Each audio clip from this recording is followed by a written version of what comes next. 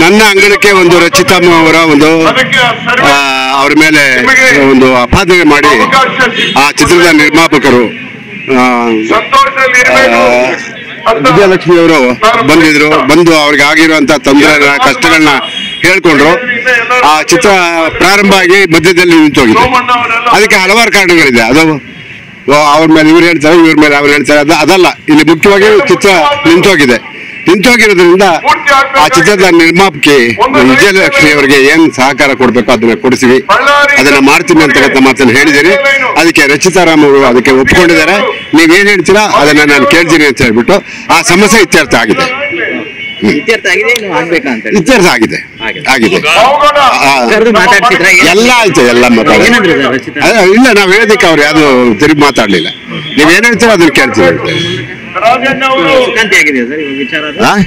ಸುಖಾಂತಿ ಆಗಿದೆ. ಓಕೆ, ಅಷ್ಟೇ ತಾನೆ? ಓಕೆ.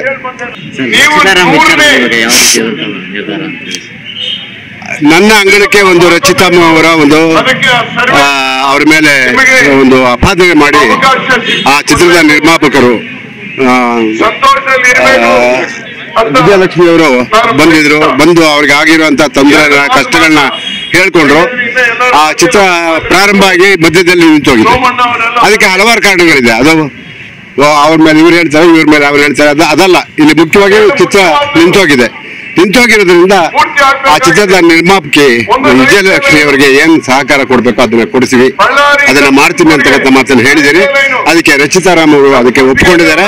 ನೀವೇನ್ ಹೇಳ್ತೀರಾ ಅದನ್ನ ನಾನು ಕೇಳ್ತೀನಿ ಅಂತ ಹೇಳ್ಬಿಟ್ಟು ಆ ಸಮಸ್ಯೆ ಇತ್ಯರ್ಥ ಆಗಿದೆ. ಇತ್ಯರ್ಥ ಆಗಿದೆ. ಎಲ್ಲ ಆಯ್ತು. ಎಲ್ಲ ಇಲ್ಲ, ನಾವ್ ಹೇಳೋದಕ್ಕೆ ಅವ್ರು ಯಾವ್ದು ತಿರುಗಿ ಮಾತಾಡ್ಲಿಲ್ಲ. ನೀವೇನ್ ಹೇಳ್ತೀರಾ ಅದನ್ನ ಕೇಳ್ತೀನಿ. ಸುಖಾಂತಿ ಆಗಿದೆ. ಓಕೆ, ಅಷ್ಟೇ ತಾನೆ? ಓಕೆ.